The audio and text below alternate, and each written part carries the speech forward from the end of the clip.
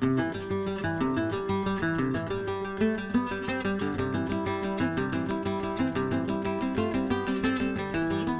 there's a lot being said at the moment about artificial intelligence and all the worries about artificial intelligence and whether, given enough time, it'll become more clever than we are and dominate the world, forcing humanity into extinction. Because all we really need to do to avoid that is give the thing a 3-foot cord and then it couldn't chase us further than the door. But this worry about artificial intelligence is gaining ground, and you're finding more and more people worrying about what's going to happen when artificial intelligence becomes self-aware.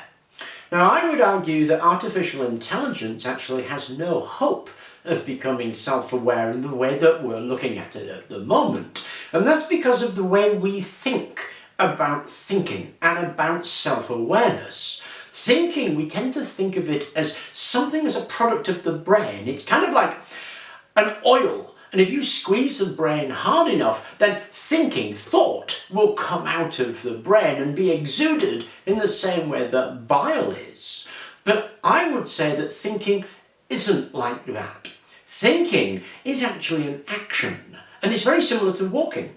Walking is an action that requires two things. It requires a space in which to take place, and it requires an organ to perform that action of walking, which of course is our legs. So walking isn't a thing in itself. It's actually an action that's performed in space through an organ of walking, the legs. And thinking in the same way isn't a thing in itself, it's actually an action. It's an action with an organ of thinking, which is the brain, taking place in space outside.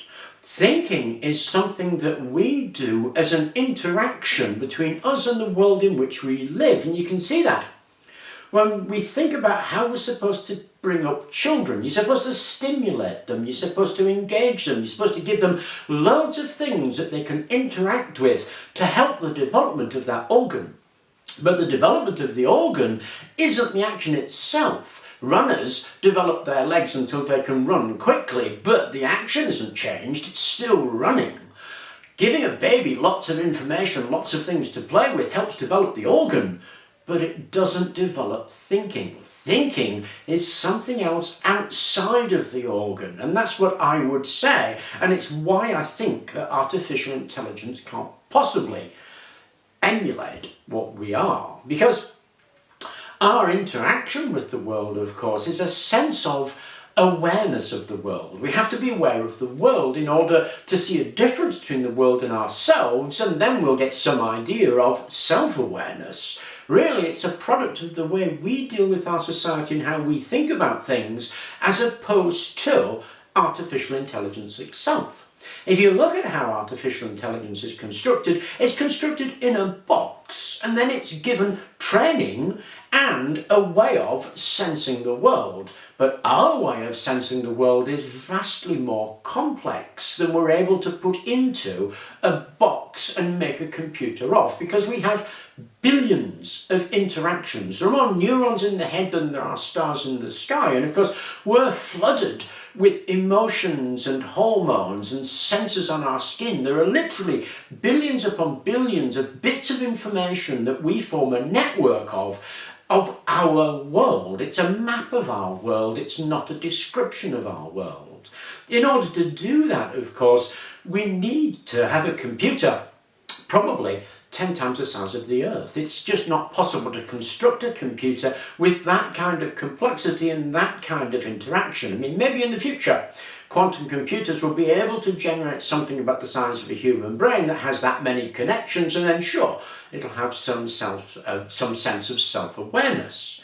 But at the moment, that's just impossible, and that's impossible for many years ahead. So what we do is we create a model of the world that we put into the computer.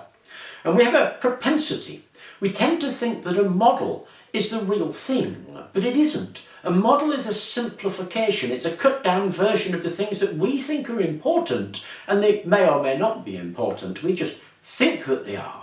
Then we seem to forget it's a model, and we deal with it as if it's a real thing and a real representation, but it isn't. It's just a model of the world where we've simplified it so we can manipulate what we think is important, but that may or may not be so, and the chances are it isn't so, which is why models often lead to wrong conclusions and why surprises happen, because our models aren't possibly a true representation, they're just a simplified version of the world. And so AI is just a simplified version stuck into a box with no real interaction and so no chance of becoming self-aware in the way that we're building it. Of course, that does lead to a real problem with AI. The real problem with AI is, in the same way that we believe our models are real representations of the world, we believe that AI is better, is somehow more right than we are. And it's that belief in AI that is the real danger of AI. The danger of AI becoming self-aware is probably centuries away. The danger of us believing that it's right is probably years away, and that in itself is a massive problem. Now, I went down to the bank recently, and the girl behind the counter said to me that my bank never makes a mistake, and I had to laugh, because everybody makes mistakes. And sure enough, a few months later, the bank made a mistake. They corrected the mistake and sent a box of chocolates to apologise for that mistake. But everybody makes mistakes, and there is randomness in the world, and stuff just happens. But when you believe that the computer is always right, you believe that artificial intelligence is always right, that's going to create something probably not too dissimilar from the post office scandal that we had. In the post office scandal, of course, people didn't believe that the computer was wrong. And yet the computer was wrong, and thousands of people's lives were destroyed, hundreds of people were imprisoned because the computer made a mistake. But more importantly, the people didn't believe the computer could make a mistake, and it took years to correct that, and that, in my mind, is the real danger. We'll believe that AI is right, and we'll act on that belief of AI being right, even when it's wrong. And we won't believe it's wrong until the evidence that it's wrong is absolutely overwhelming. And to me, that's the actual real danger of AI. AI becoming self-aware is something I don't think that'll happen for many, many years, and there's a lot of technical challenges to overcome. But people believing that AI is right is something that'll happen very rapidly indeed. And unless we build in things to stop that belief getting carried away by us, then we're in real trouble. And that, I think, is the real issue with AI. Anyway, I hope you enjoyed this little chat. Thank you very much for watching, and please do remember to like and subscribe.